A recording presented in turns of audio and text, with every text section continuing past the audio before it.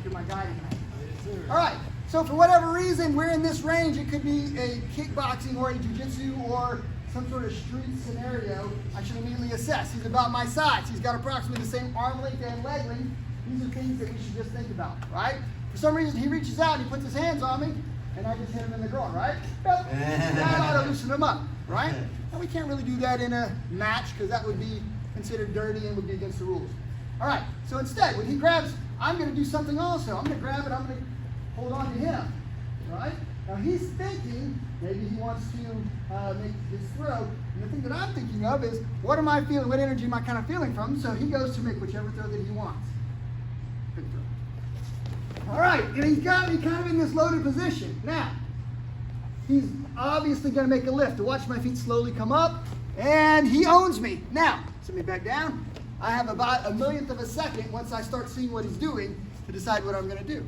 So he goes in to make his throw, and I try to get lower than he is, and I stuff his throw, right? Now we're going to end up kind of wrestling. And let's just say, for example, that he makes his throw successfully because I was too slow. The first thing I want to do, he makes his throw, and I'm like, oh, boom. I don't want to turn away because then he can hit me in the back, he can take my back, he can get on top of me. What I would like to do is I would like to move back towards him and ultimately get my feet involved, okay? At this point, I'm just going to let him go for a ride, and I'm going to move to the top. Pretty simple. So let's think about whatever our favorite throw is. Can we stop it? If not, can we defend against what's coming next? Makes sense. So let's see if Lyndon can do that. I'm going to make simple outer reap, right? Pull, get the foot I want. Now, oh look, he got right back to where I was. He's going to start fighting to get his feet back involved. If I stack him up, maybe he grabs for Umpa. He takes his top position, and ultimately we're back kind of in the same situation. Hopefully, our thinking is, I want to top, okay? Even if I get thrown. Make sense? Conversely, let's say, for example, that I detect his throw, he goes for two-hand shoulder throw, and I see it coming, and I stuff him. No problem. I grab, I drop, and now I can take him down. And I can maybe take the top position if I can counter throw. Sorry, sir. Likewise, I go to make simple outer reap. He sees it coming. Maybe he does counter throw, counter submission, or maybe he just out-muscles me, right? So I got to pull him. I make this. And nicely done, right into the armbar. All right, here's my point. For self-defense purposes, we automatically should assess, know what we're going to do, have a plan against various throws, defenses if we get thrown, and those sorts of things. So never underestimate the fact that I'm way safer here than I am here. Because once he's got me, now I have to decide what I'm going to do, right? Again, I could make it straight to the groin. I could rake the eyes this way in order to get some sort of advantage, okay? Jiu-Jitsu, we're going to kind of stick to more grabbing, throwing, wrestling, and taking down, okay? So let's start here. All right? We talked a little bit about being in the down position, so imagine I get a pull, I gently take him down, and he immediately gets knees in. That's the first step, all right? At this point, I'm going to see what he's going to do. Let's see if he can take me down. He starts wrestling to get good position, all right? And let's see if he can sweep me, or he maybe can do a takedown of some sort. All right, he's got me there. Good job. Does it make sense? Try to wrestle with him just a little bit, okay? Whoever makes the throw, do it nice and gently, because the point isn't to practice throws now, it's to end up in the position and see what happens after the fall. All right, so for some reason,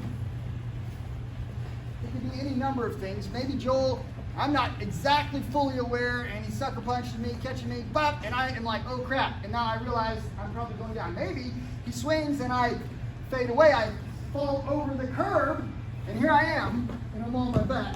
At this point, I want my knees and my feet towards him, and I want to protect my center line if at all possible, okay?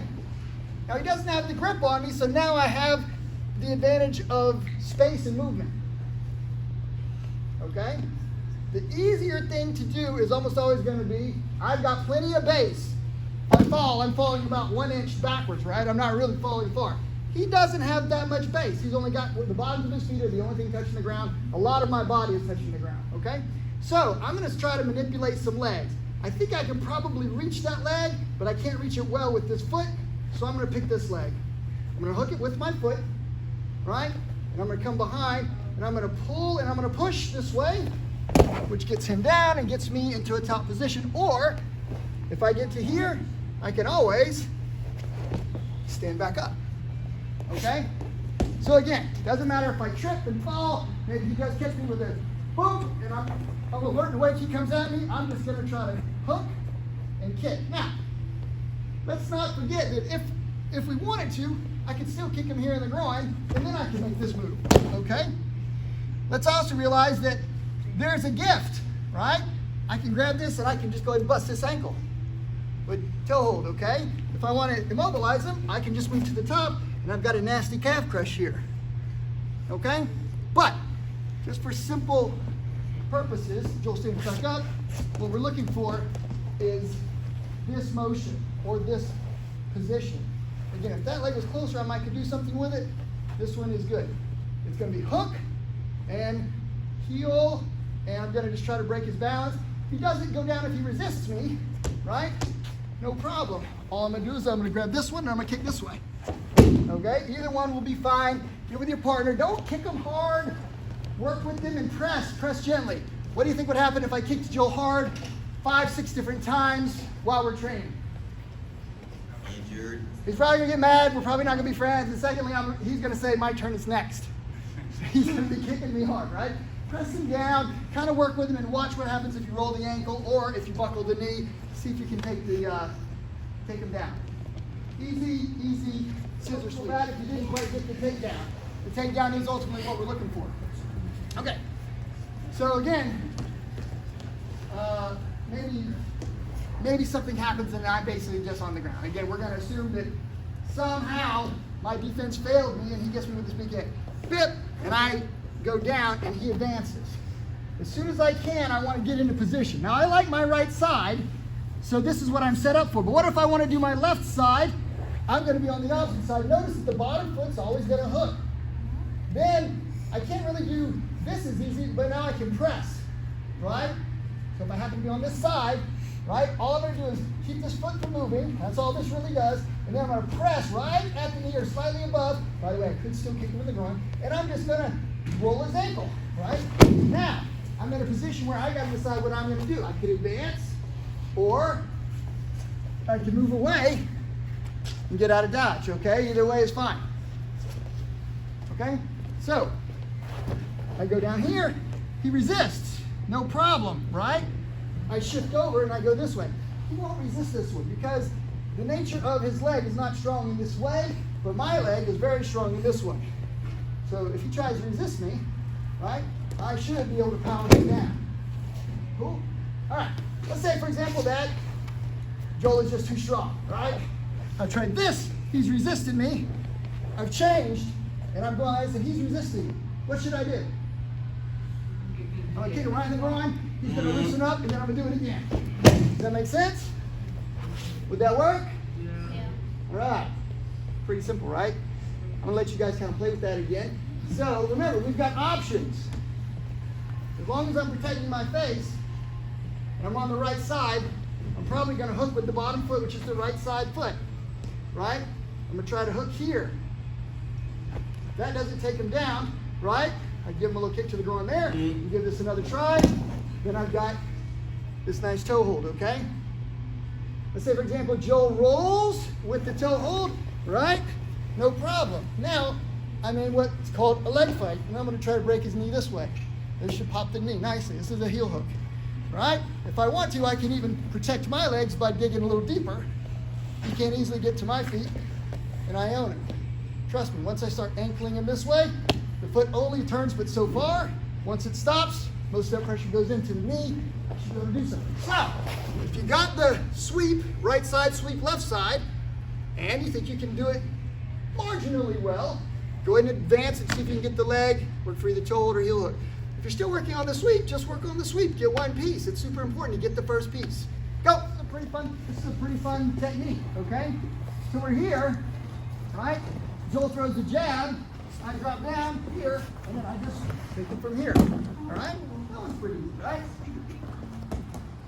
It's a simple little leg trick. Let's say that he grabs me, right?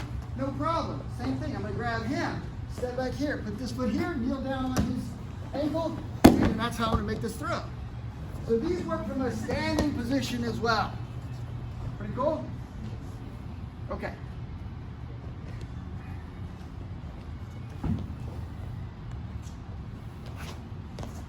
Same shot. If I go down here, this one's not going to work as well. He bends his knee, I lose my opportunity. So now I'm just going to turn, and I'm going to go this way to make the takedown, okay? And remember that I can still always just come right up here, and I've got this nice leg attack, right? And then last but not least,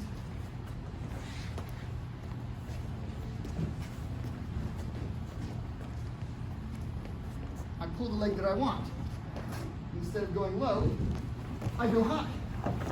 And now I've got knee bar, ankle lock, or